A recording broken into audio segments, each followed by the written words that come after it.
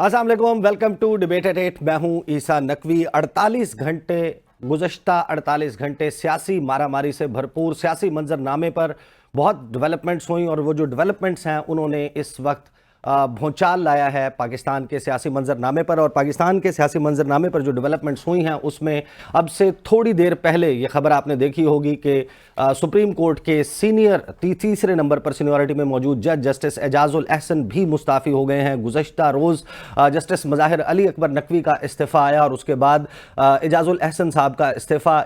इसका क्या इफ़ेक्ट होगा, बहुत ही इंपॉर्टेंट वक्त है जिस वक्त ये इस्तीफ़ा सामने आया है और पाकिस्तान में एक अदालती बहरान बनता हुआ दिखाई दे रहा है। सियासी मुआशी बहरान जो है वो पहले ही पाकिस्तान में मौजूद है। एजाजुल अहसन साहब वो जज हैं जिनके ऊपर इल्ज़ामात लगाए थे मुस्लिम लीग नवाज़ ने। नवाज शरीफ साहब ने 18 सितंबर को जो तकरीर की उसमें एजाजुल अहसन साहब उन लोगों में शामिल थे जिनका नाम लेकर कहा था कि ये कत्ल से बड़े मुजरिम हैं और मैं इनको कभी मुआफ़ नहीं करूँगा। इस हवाले से मरियम नवाज साहिबा ने जो सरगोदा में जलसा किया था, जिन जजेस की तस्वीर लगाई थी, नाम लिया था, उसमें जस्टिस एजाजुल अहसन का नाम शामिल था। इनके ऊपर इल्ज़ामात लगाए गए कि ये वो जज हैं, मॉनिटरिंग जज लगाया गया, पनामा बेंच के हवाले से तज़किरा होता रहा। तो आज जस्टिस एजाजुल अहसन का मुस्ताफ़ी होना, सुप्रीम कोर्ट की सीनियरिटी लिस्ट चेंज हो जाएगी, सुप्रीम जुडिशल काउंसिल में क्या तब्दीलियाँ आएंगी और क्या जस्टिस मुज़ाहिर अली अकबर नकवी और जस्टिस एजाजुल अहसन के इस्तीफ़ों के बाद ये सिलसिला रुक जाएगा या मज़ीद इस्तीफ़े शाहराए दस्तूर पर अहम इमारतों से आ सकते हैं, ये वो सवाल है जिसने जन्म लिया है। और इन्हीं 48 घंटों में हमने देखा कि पाकिस्तान तहरीक इंसाफ को बल्ले का निशान पेशावर हाई कोर्ट से दिया गया।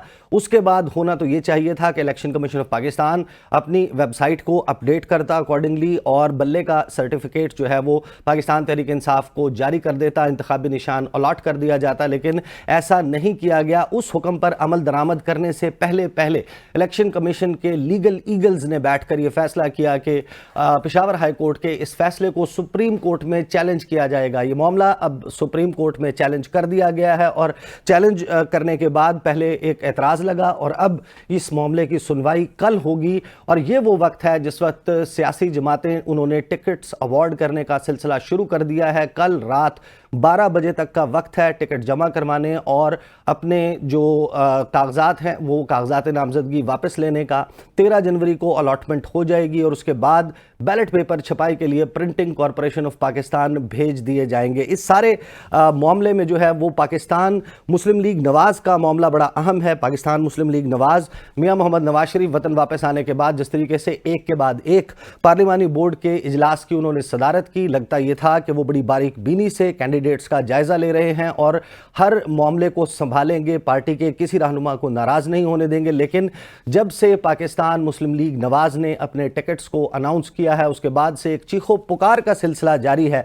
कुछ बहुत ही शॉकिंग जो है वो फैसले मुस्लिम लीग नवाज़ के सामने आए हैं। मुस्लिम लीग नवाज़ के वो लोग जो through thick and thin party के साथ हर अच्छे बुरे वक्त में उनके साथ खड़े रहे, ख़ासतौर पर जब हम नाम लेते हैं दानियाल अजीज़, तलाल चौधरी जिन्होंने 5-5 साल की नाअहली भुगती, जिनके हवाले से मियां मोहम्मद नवाज शरीफ और उनकी पार्टी बड़ा खुश थी कि उन्होंने फोर फ्रंट पर आकर पार्टी का दिफा किया। लेकिन जब पार्टी टिकट्स जारी करने की बारी आई तो दानियाल अजीज़ जो हैं वो आपको उन सफ़ों में नज़र नहीं आते। तलाल चौधरी के हल्के का भी फैसला नहीं किया गया क्योंकि वहाँ पर नवाब शेर वसीर साहब से वादा किया गया था, उनको भी टिकट नहीं दिया गया। हल्का NA 54 बहुत इंपॉर्टेंट है पाकिस्तान की सियासत का, वो हल्का जहाँ पर ट्रेडिशनली मुस्लिम लीग नवाज़ के चौधरी निसार अली खान साहब टक्कर लेते थे गुलाम सरवर खान, और गुलाम सरवर खान साहब का जो माजी है वो काफ लीग का भी रहा और फिर पाकिस्तान तहरीक इंसाफ का। लेकिन गुलाम सरवर खान के सामने मुस्लिम लीग नून का सरेंडर सबसे ज़्यादा तनकीद की जद में है मुस्लिम लीग नवाज़ के लोगों की तरफ से, क्योंकि गुलाम सरवर खान साहब ने मियां मोहम्मद नवाज शरीफ को मोदी का यार, मोदी के टुकड़ों पे पलने वाला करार दिया। किस किस किस्म की गुफ्तगू करते हैं। बात सिर्फ यहाँ तक नहीं है। गुलाम सरवर खान साहब ने मियां साहब की वतन वापसी के हवाले से क्या कहा था वो ज़रा सुनिए। आएंगे तो जेल में जाएंगे तो मेरा नहीं ख्याल कि वो आए, हाँ ताबूत में आ सकते हैं, जिस तरह उनके बड़ों के ताबूत आए उनके भी ताबूत आ सकते हैं। जिंदा अगर वो आए तो सीधे जेल जाएंगे। ना आपके कान ख़राब हुए ना मेरे कान ख़राब हुए हैं। गुलाम सरवर खान साहब ये कह रहे हैं कि वो आएंगे तो ताबूत में आएंगे जैसे उनके बड़ों के ताबूत आते हैं, अगर ज़िंदा आए तो जेल जाएंगे। ये गुफ्तगू करने वाला शख्स, उसके लिए हल्का खाली छोड़ दिया गया। ना सिर्फ नेशनल असेंबली की सीट बल्कि सूबाई असेंबली के लिए भी टिकटें जो हैं वो अभी तक अवार्ड नहीं की गई मुस्लिम लीग नवाज की तरफ से। हैरानकुन तौर पर जब इतना बड़ा जो है वो सरेंडर मुस्लिम लीग नून करने के लिए तैयार हो गई, लेकिन पीपी 17 रावलपिंडी का वो हलका जहां पर फयाजुल हसन चौहान साहब जो हैं वो इलेक्शन लड़ते हैं, वहां से राजा हनीफ एडवोकेट को टिकट जारी कर दिया गया है। एक और मुस्लिम लीग नून के रहनुमा नासिर भट्ट साहब जो बड़ी उम्मीदें लेकर लंदन से पाकिस्तान आए थे, उनको भी टिकट नहीं दिया गया। लेकिन ये शायद इतना शॉकिंग ना हो जितना शॉकिंग ये है कि हलका NA 65 से चौधरी जाफर इकबाल साहब जो ये कहते थे कि NA 65 में मैं मोहम्मद नवाज शरीफ हूँ और मुझे टिकट की बात करते हैं, टिकट तो मैंने फैसला करना है, उनको भी टिकट नहीं जारी किया गया। और कहा यह जाता है कि वहाँ पर जो सीट के टिकट जारी किया गया है मुस्लिम लीग नवाज की तरफ से, वो 2 मरतबा काफ लीग के टिकट पर सूबाई असम्बली का इलेक्शन हारने वाले, लेकिन पाक फ़िज़ाइया के सरबराह के भाई जो हैं वो कहा जा रहा है कि वो हैं, उनकी रिश्तेदारी बताई जा रही है। इसी तरीके से गुजरात में चौधरी शुजात हुसैन साहब के लिए, उनके फर्जंद के लिए जो है वो कौमी असम्बली की सीट जो है वो छोड़ दी गई है। इसी तरीके से बड़ा इंटरेस्टिंग जो है वो हमने देखा कि सरगोदा में चौधरी हामिद हमीद जो बड़ी अक्सरियत से जीतते आए सीट, उनको टिकट जो है वो अवार्ड नहीं किया गया है पार्टी की तरफ से। और हैरानकुन तौर पर बहुत से लोग जो हैं वो उम्मीदवार थे मुख्तलिफ हलकों से। कसूर का एक हलका अभी तक वहाँ पर भी अनाउंस नहीं किया गया है। लोधरा का मामला था, लोधरा में जो इंटरेस्टेड थे जहांगीर तरीन साहब के, उनके लिए सीट एडजस्टमेंट की जाए, उनके लिए मुल्तान में 2 हलके ज़रूर छोड़े गए हैं, लेकिन लोधरा से सदीक बलोच साहब, अब्दुर्रहमान कांजू साहब, उनको टिकट जारी कर दिया गया। इसी तरीके से भावलपुर और रहीम यार खान के 2 हलके, एक गालिबन तारिक बशीर चीमा साहब के लिए छोड़ा गया है, दूसरे हलके के हवाले से अभी तक कन्फर्म नहीं है, लेकिन वो हलका वहाँ पर भी मुस्लिम लीग नवाज ने टिकट जारी नहीं किए। इसी तरीके से फैसलाबाद जो इस वक्त पाकिस्तान की सियासत में खासतौर पर मुस्लिम लीग नवाज के लिए, वहां पर डिसीजन मेकिंग बड़ी कंट्रोवर्शियल बनी हुई थी।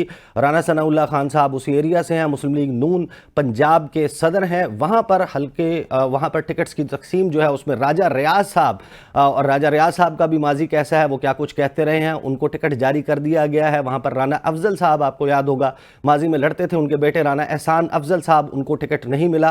पहले बात चल रही थी कि उनको सूबाई असम्बली का टिकट दे दिया जाएगा, उनको वो टिकट भी नहीं दिया गया। उनकी वालदा को एडजस्ट किया जाता था मखसूस नशिस्तों पर, उनको भी टिकट नहीं दिया गया। अलबत्ता एक और बहुत ही अहम हलका जो कि तानलावाला का है, वहाँ पर रजब अली बलोच, आपको याद होगा, उन्होंने अपनी पार्टी के साथ किस किस्म का ताउन रखा, व्हील चेयर पर बैठकर, आपको वो इमेजेस याद होंगे, वो वोट देने गए और ये सब कुछ किया। आयशा रजब बलोच साहिबा, वो भी उम्मीदवार थी, उनकी अहलिया, कि वो इन इलेक्शंस में हिस्सा लें, लेकिन गौहर अली बलोच साहब जो हैं उनको वहाँ से टिकट जारी कर दिया गया है। बहुत सारे लोग इस सारे मामले में मुतनफ़िर नज़र आते हैं इन तमाम मामलात पर, और PTI जो है वो आज रात 11 बजे तक फैसला कर चुकी है कि अपने उम्मीदवारों का वो ऐलान कर देगी। वो टिकट बल्ले का निशान और टिकट जारी कर पाएगी या नहीं, ये अभी मामला जो है वो ज़ाहिर है कि सुप्रीम कोर्ट ऑफ पाकिस्तान के फैसले पर मुनहसर है। इन तमाम मामलात पर गुफ्तगू होगी आज के प्रोग्राम में।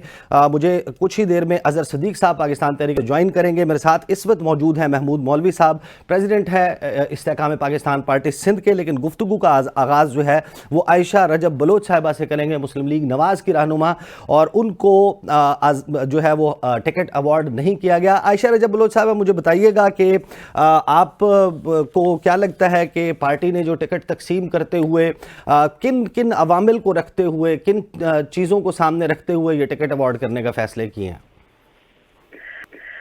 बिस्मिल्लाहिर्रहमानिर्रहीम। जी, मैं सबसे पहले तो जी ये कहना चाहूँगी कि जो PMLN के, जी हमारी पार्टी के जो सबके साथ वादे थे, पहली बात तो उन्हीं को पूरा नहीं किया गया। मेरे साथ जी मेरी पार्टी ने रजब अली की वफात के बाद वादा किया था इस इलेक्शन का, और ये मरियम नवाज साहिबा, मियां नवाज शरीफ साहब सबकी मौजूदगी में मेरे साथ कमिटमेंट हुई थी इस इलेक्शन की। लेकिन जब ये इलेक्शन आया और मेरा बेटा उस इलेक्शन से पहले लंदन गया था मियां नवाज शरीफ से मुलाकात करने, तो वहाँ पे भी मियां नवाज शरीफ साहब ने कहा कि आप रजब अली के बेटे हो, जो आप पार्टी से चाहोगे पार्टी आपको वो देगी। ये वादा मियां मोहम्मद नवाज शरीफ साहब का मेरे बेटे के साथ था जी। उसके बाद जब हम वापस आए हैं, मैंने इंटरव्यू से पहले जी मैंने राब्ता करने की कोशिश की, मियां साहब से की, मरियम नवाज साहिबा से की, सबसे की, मेरी उनसे बात नहीं हो सकी। लेकिन मुझे एक यकीन था कि वो अपना वादा पूरा करेंगे। और जी अब आपके सामने है, कल जब टिकट अनाउंस हुई है उन्होंने जी रजब अली बलोच की फैमिली को माइनस कर दिया और मेरे जो देवर हैं अली कौर बलोच उनको जी टिकट अवार्ड कर दिया जी। तो आपका क्या फैसला है? अब आप जो है वो पार्टी के फैसले का एहतराम करेंगी, आप इलेक्शन नहीं लड़ेंगी, आप मुस्तकबिल में इंतज़ार करेंगी कि आपको आइंदा चांस दिया जाए, या आप इसी चांस को अवेल करते हुए इलेक्शन लड़ेंगी? जी मुझे एक बात बताइए जी, जब इस इलेक्शन में वादे के बावजूद हमें टिकट नहीं दिया गया तो जी सियासत में फिर वही है, हमारी पार्टी की तरफ से ही बात है कि जी सियासत में कोई वादे नहीं होते। तो बात यह है कि जी मैंने उसके बाद अब ये इस इलेक्शन में ये आज़ाद इलेक्शन लड़ने का फैसला किया और मैं रजब अली बलोच का वोट बैंक, वो जो हमारे साथ है जी, पिछली दफा मेरे देवर भी उसी वोट बैंक की वजह से जीते थे और आज वो वोट बैंक हमारे साथ है। अच्छा, वोट बैंक आपके साथ है। इस हलके में कितना इम्पोर्टेंट होगा, क्योंकि यहाँ पर यही हलका है जहाँ पर हुमायूं अख्तर खान साहब इस्तेकाम पाकिस्तान पार्टी से, और ये वो वाहिद हलका है जहाँ पर उन्होंने जमा करवाया है। वो इलेक्शन मुहिम के दौरान अखराजात करने में भी बड़े मशहूर हैं। तो वो आपका क्या ख्याल है कि आप खुद जीतने की पोजीशन में होंगी, या आप मुस्लिम लीग नून के कैंडिडेट की कम से कम जो जीत है उसको यकीनी बनाएंगी कि वो ना हो सके? जी सबसे पहले तो जी हमारे मामला घर में है जी, बाकी ये है कि हुमायूं अख्तर साहब जी आए हैं, वो आईपीपी से आए हैं जी, उनकी अपनी पार्टी है, उनका अपना, आपको पता है जो भी वोट बैंक है उनकी यहाँ पे मिल है, उन्होंने जी अपना करना है और जो भी जी इलेक्शन में आता है कॉन्टेस्ट करने तो वो जी जीत ही सोच के आता है कि अल्लाह ताला उसको कामयाबी दे दी। मेरी तो हम तो यही है कि जी जो रजब अली ने इस हल्के के लिए किया, जो खिदमत की, आपको पता है कि आज भी आप चले गए वहाँ पे सर्वे करवा लें, आज भी सर्वे हमारे फेवर में आया था, लेकिन हमें क्योंकि टिकट नहीं देना था तो उसको जवाब बनाया गया कि आपके जो सर्वे अच्छा नहीं आया इसलिए आपको हम टिकट नहीं दे सकते, जबकि जी मेरे और मेरे बेटे की उस हल्के में जी मेहनत और रजब अली का नाम सबसे पहले जी, पिछली सीट भी रजब अली की वजह से मुस्लिम लीग नून ने जीती थी और ये वाली भी इंशाल्लाह ताला रजब अली बलोच के नाम से जीती जाएगी। सही। आयशा साहब हमारे साथ रहिएगा, मैं गुफ्तगू के सिलसिले को आगे बढ़ाता हूँ। मुझे बताइएगा महमूद मौलवी साहब, आपकी जमात के साथ हम क्या समझेंगे, एडजस्टमेंट हो गई है, नहीं हुई? फयाजुल हसन चौहान के लिए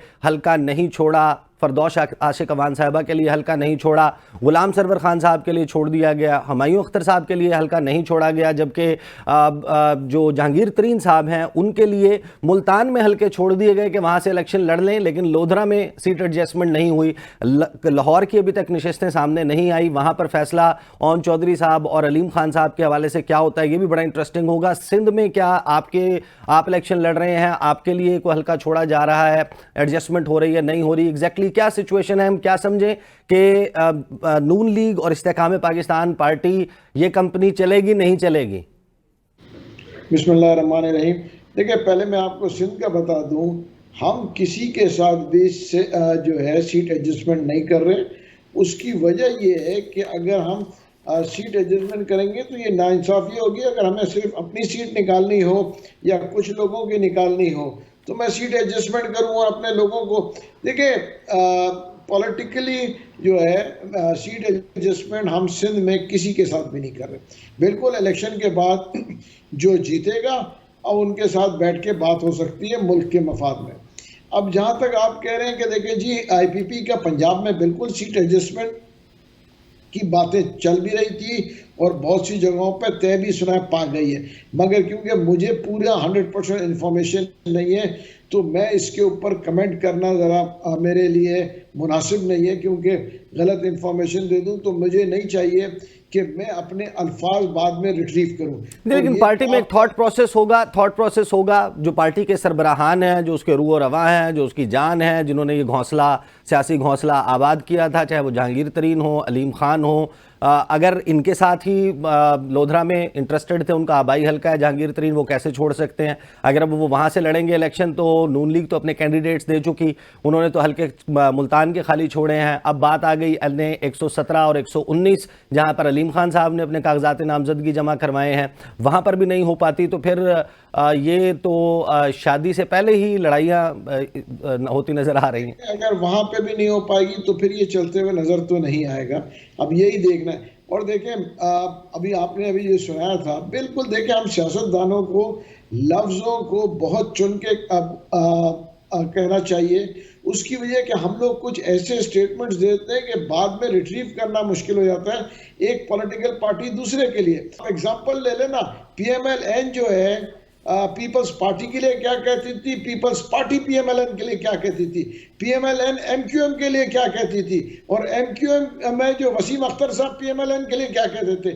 आज वो सीट एडजस्टमेंट करके कहते हैं कि जी हमारी तो बड़े अच्छे ताल्लुकात हैं, हम तो जो है प्राइम मिनिस्टर तक भी चलेंगे। तो ये बदकिस्मती है हमारे यहाँ। देखिए यही तो चीजें हैं कि जहाँ हमें ये सोचना चाहिए कि हम कोई भी स्टेटमेंट देते वक्त बाद में हम फेस कैसे करेंगे, तो ये कोई लोग सोचते नहीं है। अब आप देखें वैसे ही इतना बहरान चल रहा है, मैं कहूँगा इतना बड़ा बहरान है, 2 विकेटें गिर चुकी हैं, और अगर बॉलर तवक्को तो मेरे ख्याल से तीसरे विकेट की भी होगी, तो मुझे तो कल हैट्रिक होता हुआ नजर आ रहा है। अच्छा ठीक है, मेरे साथ ही रहिएगा, वापस आएंगे तो अजहर साहब से पूछेंगे पाकिस्तान तहरीक इंसाफ जो टिकटें अनाउंस करने जा रही है उसमें कौन से लोग हैं जिनको कंसिडर किया जा रहा है, गिवन कि अब उनके जो हरीफ हैं मुस्लिम लीग नून के पंजाब में बड़े बड़े चेहरे सामने आ चुके हैं, वो खुद कहां से इलेक्शन लड़ेंगे, NA 122 या 121। इस तमाम मंजरनामे पर बात करते हैं आफ्टर द ब्रेक।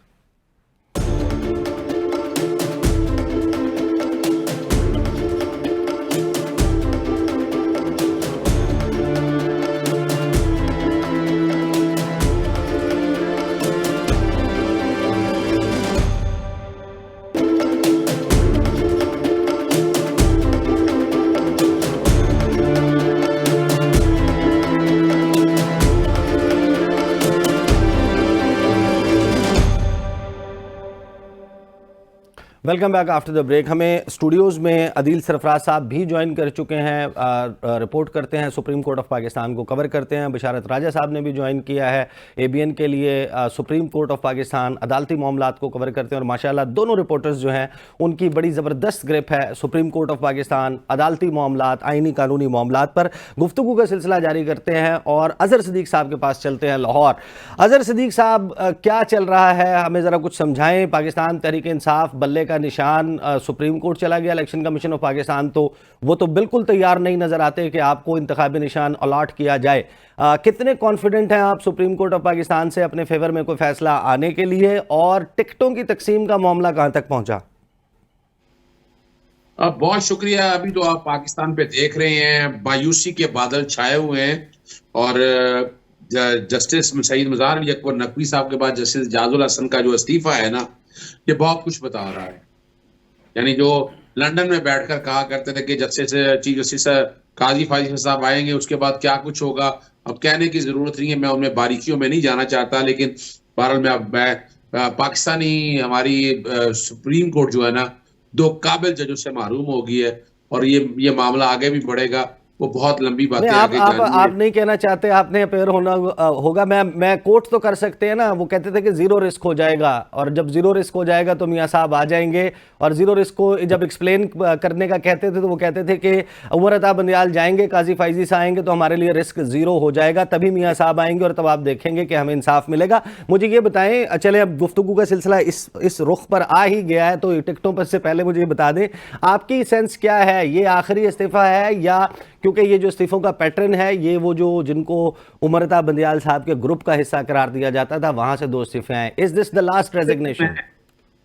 देखिए मैं एक बात बताऊं, मैं चूंकि बात करनी चाहिए, मैं अब सारे ग्रुपों को बड़ी अच्छी तरह से जानता हूं, और जस्टिस उमर अता बंदियाल साहब बहुत ईमानदार, ज़हीर, बहुत अच्छे आदमी थे। बोलो यार, बोलो यार, वक्त जाया कर रहे हो। अजहर सिद्दीक साहब, देखिए ये हकीकत है कि जो है ना अपना ना जस्टिस उमर अता बंदियाल साहब एक बेहतरीन इंसान थे, बतौर जज उन्होंने बड़ा काम किया, और नेक आदमी, और उनके लिए कांटे बिछाए गए। और हमारे सुप्रीम कोर्ट के अंदर ही जजेस जो हैं उनके अपने कुछ जाती मामला थे। अब तो नजर आ गया कि ग्रुपिंग बड़ी वाज़े तौर पर है। अब एक ग्रुप जो है वो चाहता है कि टोटल होल्ड हो जाए उसका अदालतों के ऊपर, और ये पाकिस्तानी अदालतों के लिए लम्हा फिक्रिया है। एक सिर्फ पाकिस्तानी अदालतों पर उम्मीद थी कि वो मेरिट, आइन और कानून की पासदारी पे चलेंगे और चीजों को आगे लेकर चलेंगे, लेकिन अगर इस तरह ये निज़ाम चलेगा तो बुरा हाल है, बहुत मुश्किल है, अच्छे हालात नहीं है।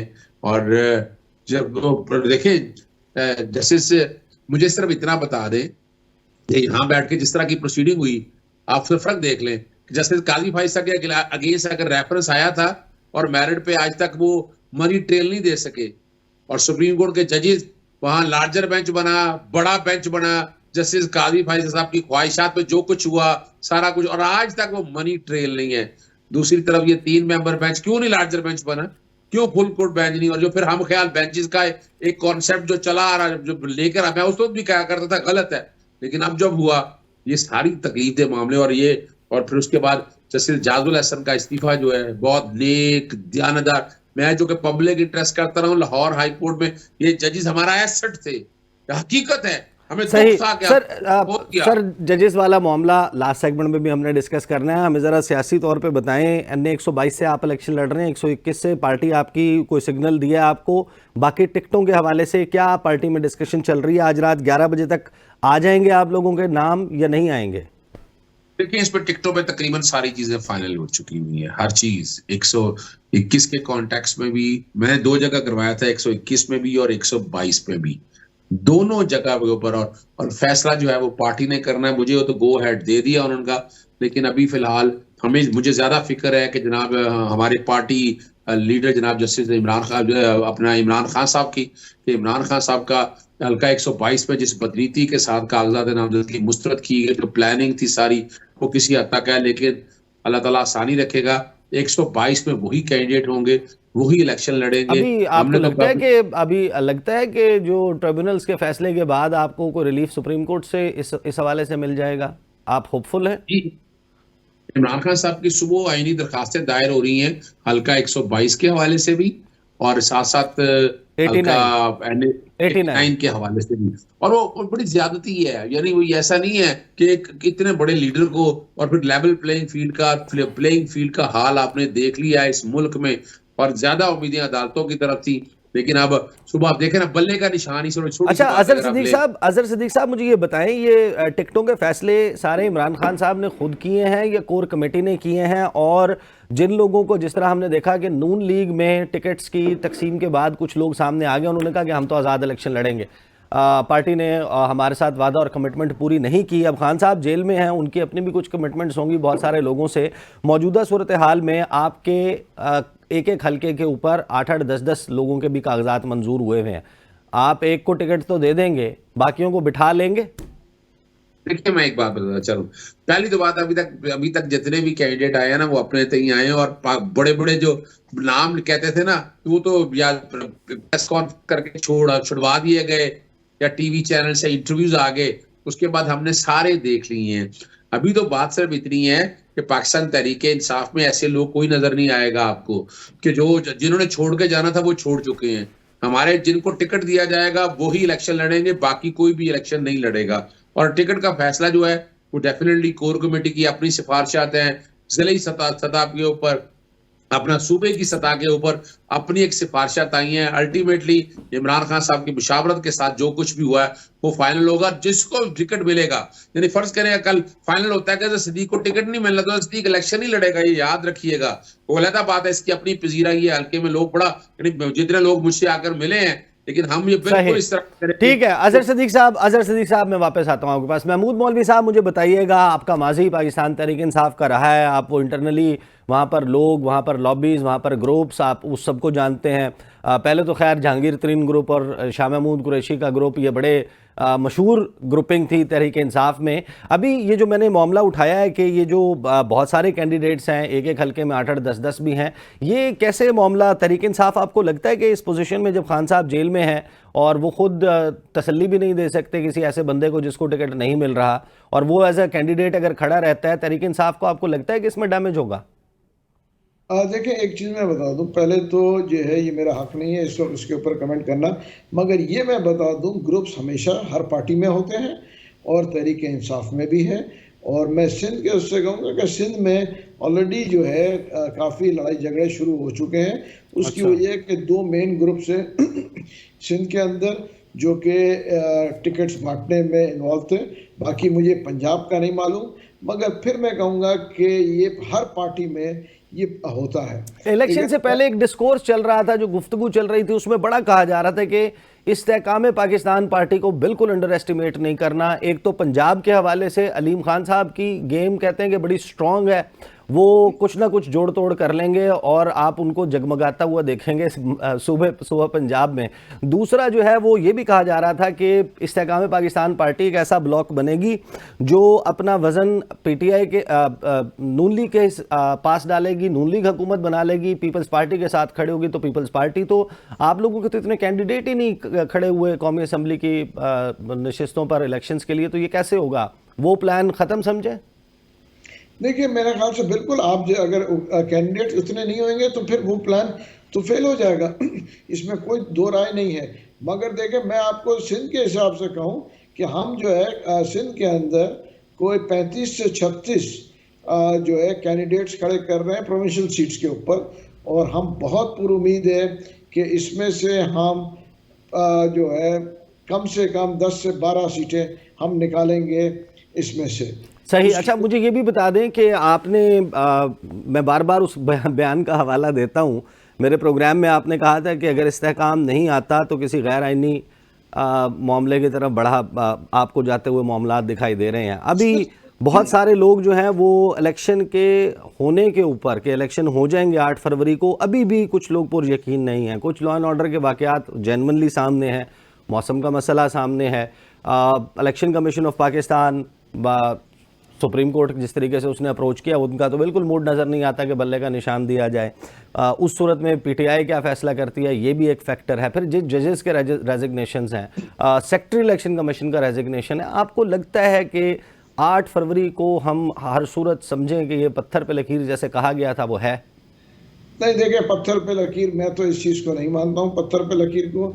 और मैं खुद जो है सिंध का सदर हूँ, मगर मैं खुद आज कहूँगा आपसे, एक तो देखिए 2 विकेटें गिर चुकी हैं, ठीक है ना, मैं तो तीसरी विकेट भी देख रहा हूँ, ठीक है ना।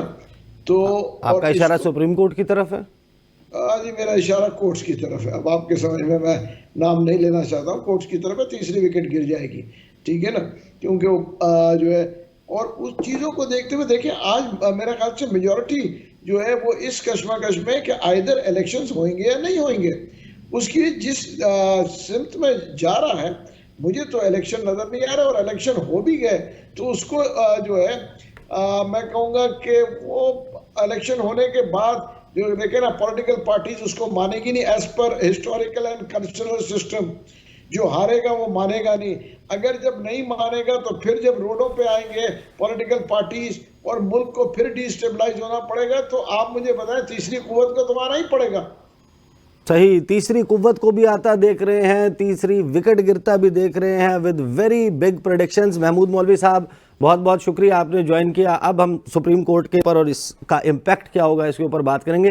अदील सरफराज साहब, ज़रा मुख्तसरन हमें बताएं ये हुआ क्या है कि इस्तीफ़ा ज़ाहिर है कि मज़ाहिर अली अकबर नकवी साहब के ख़िलाफ़ तो चल रहा था एक मामला सुप्रीम जुडिशल काउंसिल, और फिर ये सारी कार्रवाई चल रही थी, रेफरेंस था एजाजुल हसन साहब का इस्तीफ़ा, तो कोई एक्सपेक्ट नहीं कर रहा था, या आप लोगों को लग रहा था कि मामलात इस तरफ जा रहे हैं? सर, लग इस वजह से रहा था कि जस्टिस एजाजुल हसन ने, आपको मालूम होगा, जस्टिस मज़ाहिर अली अकबर नकवी के इस्तीफ़े से एक दिन कबल ही अपना एक इख्तिलाफी नोट जो जस्टिस मज़ाहिर अली अकबर नकवी को शोकाज नोटिस तफसीली जारी किया गया था सुप्रीम जुडिशल काउंसिल की जानिब से, उस पर जारी किया, और जो टाइमिंग थी वो बड़ी इंपॉर्टेंट थी। उस नोट के अंदर उन्होंने जस्टिस मज़ाहिर अली अकबर नकवी के ख़िलाफ़ जो शिकायत हैं उनको ही यकसर मुस्तरद कर दिया था। एक एक इल्ज़ाम का जवाब आपको याद होगा उन्होंने दिया था अपने उस नोट के अंदर, और कहा था कि जो सुप्रीम कोर्ट ऑफ पाकिस्तान है, या आप कह सकते हैं सुप्रीम जुडिशल काउंसिल है, चीफ जस्टिस काजी फायज़ ईसा की सरबराही में, वो काफ़ी हेस्ट में है, जल्दी में है, और यकतरफा एक कार्रवाई चल रही है। और ये ओपिनियन जो है ये एक सिटिंग सुप्रीम जुडिशल काउंसिल के फाजिल मेंबर की जानिब से आई। और उसके बाद फिर हमने देखा कि आज जब जस्टिस मज़ाहिर अली अकबर नकवी का इस्तीफ़ा आ चुका है, उसके बावजूद 11 जनवरी 2024 को उनके खिलाफ सुप्रीम जुडिशल काउंसिल की जो कार्रवाई है वो हुई है। और न सिर्फ कार्रवाई हुई है बल्कि उस कार्रवाई से एक चेहरा गायब था, और वो था जस्टिस एजाजुल हसन का। पहले मुझे याद है जब मैं कमरा अदालत में दाखिल हुआ, क्योंकि आज आपको मालूम है पब्लिक हियरिंग थी, 5 कुर्सियां लगी हुई थी, मगर जूं ही कार्रवाई शुरू होने लगी तो वो कुर्सियां 4 कर दी गई और जस्टिस इजाजुल एहसन नहीं आए। चीफ जस्टिस ने खुद कहा कि वो शामिल नहीं होना चाहते। और आज की जो प्रोसीडिंग है उसमें भी बहुत से लोग ये समझते हैं कि शायद उन प्रोसीडिंग्स का भी बहुत बड़ा हाथ है जस्टिस इजाजुल एहसन के इस तरह अचानक इस्तीफे पर, क्योंकि जस्टिस इजाजुल एहसन के हवाले से भी कुछ अहम ऑब्जर्वेशंस आज सुप्रीम जुडिशल कौंसिल के फाजिल मेंबरान ने दी हैं और उन्होंने कहा है कि जस्टिस इजाजुल एहसन ने अपनी राय दे दी है और वो अपनी राय देने का हक रखते हैं, मगर हमारे भी कुछ ऑब्जर्वेशंस हैं और हम ये समझते हैं, जो रिजर्वेशन सुप्रीम जुडिशल कौंसिल के हैं वो ये समझते हैं कि हमने यकतरफा कार्रवाई नहीं की, तमाम तर उनको जो सहूलियात हम दे सकते थे हमने दी हैं, उसके बावजूद अब हम इसको मंतकी इंजाम तक पहुंचाएंगे। शायद उनके रिजर्वेशंस जस्टिस मज़ाहिर अली अकबर नकवी के खिलाफ सुप्रीम जुडिशल कौंसिल की इस कार्रवाई पर ही थे कि इस तरह ये हो रहा है, उन्होंने अपना एक इस्तीफा उसके नतीजे में दिया है, मुझे ये लगता है। सही अदील, मुझे ब्रेक लेनी है। ब्रेक के बाद बशारत राजा से पूछेंगे कि अब इसका इम्पैक्ट क्या होगा, सीनियरिटी लिस्ट पर क्या इम्पैक्ट होगा, सुप्रीम जुडिशल काउंसिल की कंपोजिशन पर क्या होगा, मुस्तकबिल के चीफ जस्टिस साहिबान सीनियरिटी लिस्ट के हिसाब से बनते हैं, उनके टेन्योर्स के ऊपर क्या इफेक्ट होगा। बात करते हैं आफ्टर द ब्रेक।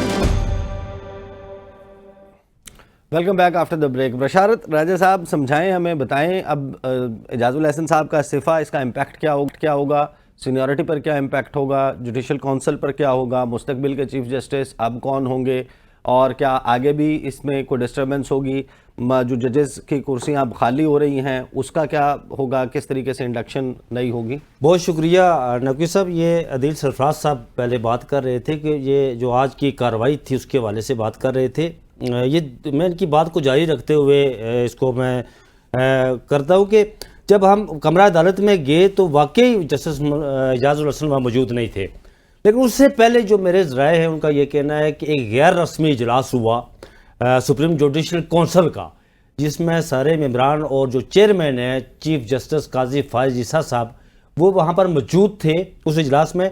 और जस्टिस इजाजुल एहसन ने उस इजलास में ये बात की कि आप सुप्रीम जुडिशल कौंसिल की कार्रवाई रोक दें, क्योंकि सुप्रीम कोर्ट में इससे कबल ऐसा कोई बात नहीं, ऐसी कोई नज़ीर नहीं हुई कि जिसमें एक तरफ तो वो अगर कोई जज इस्तीफ़ा दे देता है तो उस कार्रवाई को जारी रखा जाए। तो उस वक्त 4 जो फाजिल मेंबरान थे बाकी, उन्होंने कहा कि नहीं, हम इस कार्रवाई को जारी रखेंगे।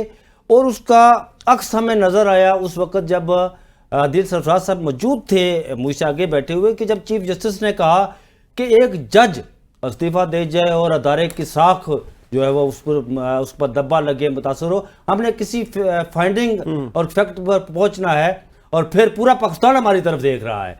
तो फिर जस्टिस इजाजुल एहसन ने उसके बाद कहा कि नहीं, अगर ये हुआ तो मैं कौंसिल के इजलास में मैं नहीं बैठूंगा, जिसके बाद वो नहीं आए इजलास में।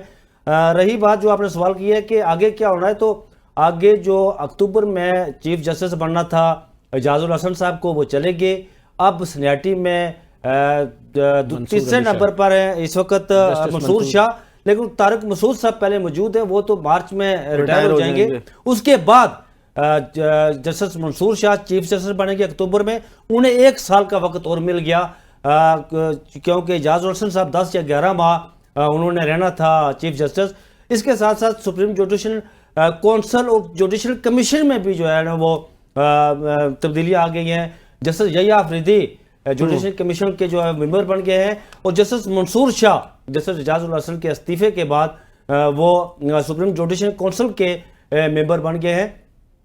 तो ये इसका इम्पैक्ट क्या होगा ये तो आने वाले दिनों में पता चलेगा कि अदील मुझे ये बताएं कि मामला जाहिर है कि सिर्फ सुप्रीम जुडिशल काउंसिल की कार्रवाई को जारी रखने का या सिर्फ मज़ाहिर अली अकबर नकवी वाला तो नहीं होगा।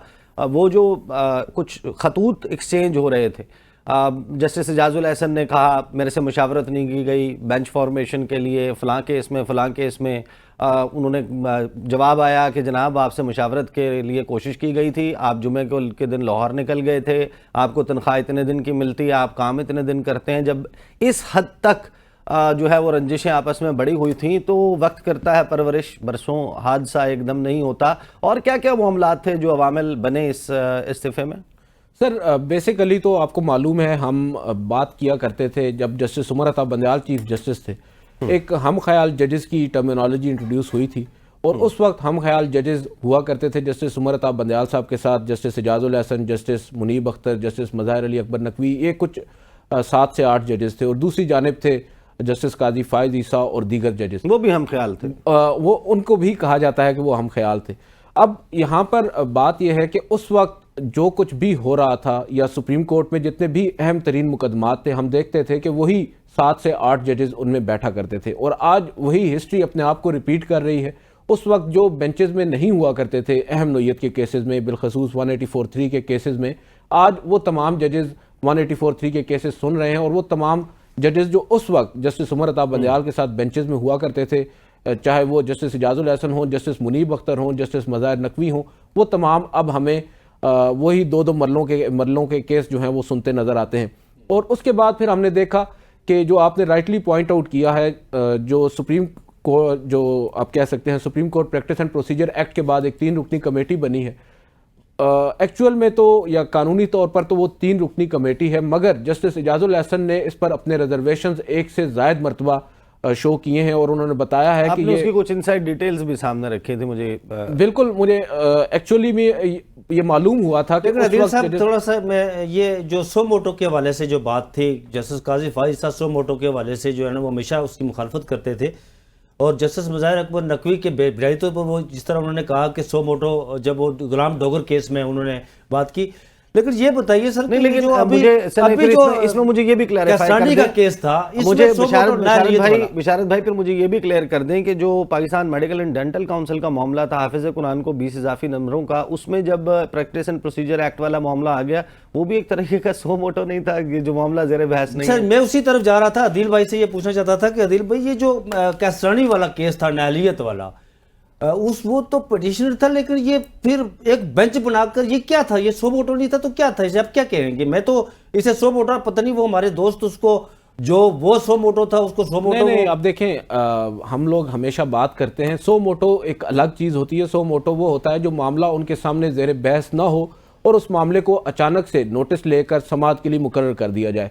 ये जो मीर बादशाह कैसरानी का आप हवाला दे रहे हैं, टू सम एक्सटेंट आपकी बात दुरुस्त है, मगर उस वक्त मुकदमा वही था, असूल वही था, 62(1)(f) जो है आइन का आर्टिकल है, उसका मामला ही था और वहां पर बाकायदा तौर पर यह बात पॉइंट आउट की गई कि अब एक कानून भी बन चुका है और नाअहली जो है वो ताहयात है होगी ये 5 साल। ये एक तजाद पैदा हुआ था जिस पर supreme court of Pakistan being apex court of the country, उसकी ये मजबूरी थी, अगर वो ना डिसाइड करती तो ये फिर मुअम्मा का भी हल ना होता। मुझे वो मुस्कुराहट जो है वो अजहर सदीक साहब की दिखाई दी है। अजहर साहब आप ऐड करें, अगर आप वो बशारत राजा साहब की बात पे आप बड़ा मुस्कुरा रहे थे, वो सो मोटो वाली बात। मैं कुछ तारीखी तौर पर बहुत सी चीजें जानता हूं। अगर आज देखा जाए सुप्रीम जुडिशल काउंसिल में बड़ा शोर पड़ रहा था जैसे काजी फायद साहब के हवाले से, तो पता है आज भी मनी ट्रेल दोनों मानेंगे, अदील भी मानेंगे, बशारत भी, मनी ट्रेल आज तक नहीं आया, इसमें कोई शक नहीं है। और सुप्रीम कोर्ट के जजेस, वो जो हम ख्याल जजेस वाली बात है, उसको सामने रखकर देखें तो उसमें बड़ी बातें होती थी फुल कोर्ट। आज का है फुल कोर्ट, आज क्या हो रहा है? वजह सिर्फ इतना है, वो एक दफा बना के देख लिए नवाज शरीफ की ख्वाहिश थी कि जस्टिस एजाजुल एहसन जिन्होंने केसेस किए हैं वो नहीं नजर आने चाहिए मुझे, उनकी ख्वाहिश थी जनाब जस्टिस सईद मज़ाहिर अली अकबर नकवी नई शक्ल नजर आनी चाहिए। मुझे तो पता है लाहौर हाई कोर्ट में ख्वाहिशात पूरी हो रही हैं, फिर उनकी ख्वाहिश पे आप कह रहे हैं उन्होंने इस्तीफा दिया। सर ये तो बात समझ में नहीं आती। मैं बता देता हूँ ना आपको, मुझे कुछ अंदाजा है चीजों का। जस्टिस बताएं फिर वक्त कम है, बताइए। जस्टिस जो है ना, जस्टिस सईद मज़ाहिर अली अकबरी ने लाहौर हाई कोर्ट में अपना ना मैंने पिटीशन में फाइल की थी, उसमें समन किया था नवाज शरीफ को।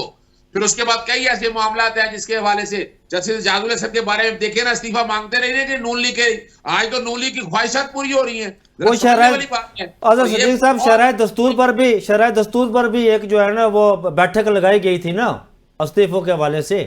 मैं वही तो कह रहा हूँ ना, मैं वही तो कह रहा हूँ कि ये देखे ना, ये तकलीफ दे बात है और अगली बात जो बड़ी जबरदस्त है, जस्टिस जाजुल हसन बहुत नेक और शरीफ आदमी है, मैं उनको लाहौर हाईकोर्ट से जानता हूं। और जहां तक बात है ना 25 बेंचेस बनना, फैसले करना, उनका अदालतों के अंदर मामले से क्या ताल्लुक है? इसका मतलब क्या है कि वो जो कहा जाता था ना 2007 की लॉयर रूम में पसंद के जज नवाज शरीफ थे ना, उस वक्त जजेस जब भर्ती किए थे इफ्तिखार चौधरी के दौर में, तो बहुत सी बातें खुल के सामने आनी है। ये मामला बड़ा खतरनाक है। कल आपको मुझे बताएं let's just switch back to politics. Azhar Sadiq साहब, कल आपको सुप्रीम कोर्ट से बल्ले का निशान मिल जाएगा? देखिए मैं एक बात बताऊं आपको, अब तो अगर अच्छा अजहर सदीक साहब, मैं ये जरा आज बगैर नंबर डायरी नंबर अलॉट किए बगैर सुप्रीम कोर्ट में ये पटिशन जो दायर हुई थी इलेक्शन कमीशन की, वो समाअत के लिए मुकर्रर हुई है। जरा सुनिएगा, जरा आधा जवाब आपको मिल गया, आपका इसका आधा जवाब मैं दे देता हूं आपको। आप देखिए ये अब आइन और कानून और इंसाफ देखना है कि नवाज शरीफ को जो बातें करता था, जो आपने बातें कही हैं कि लंदन क्या होगा, ये सारा कुछ सामने आ गया है। ये असूली तौर पर वो केस है जो इलेक्शन कमीशन को कमो पेश नहीं, कोई 50 करोड़ रुपए जुर्माना होना चाहिए उसको, और जेबों से निकालना चाहिए इनको। एक झूठी और फ्रॉड, यानी इलेक्शन कमीशन का पार्टी बनने से क्या ताल्लुक इस बात से? उसका क्या ताल्लुक पार्टी का इलेक्शन? ओ भाई तुम जनरल इलेक्शन कराओ, तुम जनरल इलेक्शन तो करा नहीं सके, तुम्हें पार्टी इलेक्शन की मुसीबत पड़ी हुई है। और उस वक्त यानी ये आप देखे ना, ये अब बात वही है कि जनाब वो अपनी बीवी से बातें कर ले, पत्थर पे लकीर का वक्त आ गया है। यानी स्टेज के ऊपर जब पार्टी टिकटें मिलनी है, इलेक्शन कमीशन का वहां जाना इस बात का सबूत है कि इलेक्शन कमीशन इलेक्शन को डिले करना चाहता है। और अब ये सारी बॉल जो है ना सुप्रीम कोर्ट के इस बेंच के सामने है। अब देखते हैं क्या होता है। बहरहाल ये अच्छी हिस्ट्री नहीं लिखी जा रही। जस्टिस काजी भाई साहब का दौर जो है ना, तारीख में अच्छे लफ्जों में नहीं याद रखा जाएगा। अच्छे लफ्जों में याद नहीं रखा जाएगा, सही। कोई कमेंट्स? अदील सरफराज, बशारत राजा, बल्ले का फैसला सुप्रीम कोर्ट ऑफ पाकिस्तान, शरई दस्तूर, आप क्या देख रहे हैं? पीटीआई को इस मामले में सुप्रीम कोर्ट से कोई अच्छी खबर मिलेगी या? सर अगर आइन और कानून के मुताबिक देखा जाए तो खबर तो अच्छी मिलनी चाहिए, लेकिन अगर ख्वाहिश के मुताबिक फैसला दिया जाए तो एक तो खबर ये थी आज के वो कहा जा रहा है, ये मैं आपको बताऊं नकवी साहब के, अगर बल्ले का निशान बैलेट पेपर पर रहा तो फिर स्वात से लेकर ये कहा जा रहा है कि सदकाबाद तक बल्ला ही बल्ला चलेगा। इसलिए कहीं ना कहीं ये अंडरस्टैंडिंग बल्ला बन जाए कि कहीं ना कहीं अंडरस्टैंडिंग है कि बल्ला बैलेट पेपर पर नहीं होगा। अदील सरफराज? सर मेरी तो अंडरस्टैंडिंग ये है कि बल्ले का निशान बरकरार रहेगा। सुप्रीम कोर्ट वो जो फैसला पेशावर हाई कोर्ट ने दिया है उसको बरकरार रखेगी, मुझे ये लगता है बल्ले का निशान बरकरार रहेगा। आपकी ये राय है। अजहर बहुत बहुत शुक्रिया। महमूद मौलवी साहब ने, आयशा रजब बलोच साहिबा ने ज्वाइन किया। जी आप कुछ कहना चाह रहे हैं? अजहर सदीक साहब प्लीज, टाइम बहुत कम है। आइन और का मैंने तो बहुत पहले कहा था कि बल्ले का निशान नहीं लिया जा सकता। ये इम्तिहान है हमारी सुप्रीम कोर्ट का। बल्ले का निशान रहेगा और उसके बाद फिर देखिएगा क्या हालात बनते हैं। सही। अजहर सदीक साहब बहुत बहुत शुक्रिया। महमूद मौलवी, रजब बलोच साहिबा, बशारत राजा और अदील सरफराज। अब वो वक्त आ गया है जिस वक्त काउंटडाउन शुरू हो चुका है। बल्ले का निशान, इसके हवाले से फैसला, ये बहुत इम्पैक्टफुल फैसला होगा। बल्ला हो तब भी इसका बड़ा इम्पैक्ट है, बल्ला ना हो तब भी बहुत बड़ा इम्पैक्ट है, क्योंकि तमाम सियासी जमातों की जमा तफरीक, कैलकुलेशंस तब्दील हो जाती हैं। और टिकटों के मामले पर चीखो पुकार नून लीग में क्या बरकरार रहेगी, कुछ डिसीजन तब्दील हो जाते हैं या नहीं, ये इसके लिए भी अभी कम से कम एक दिन का वक्त बाकी है। अब तक के लिए इतना ही, मुझे इजाज़त दीजिए। अल्लाह हाफ़िज़।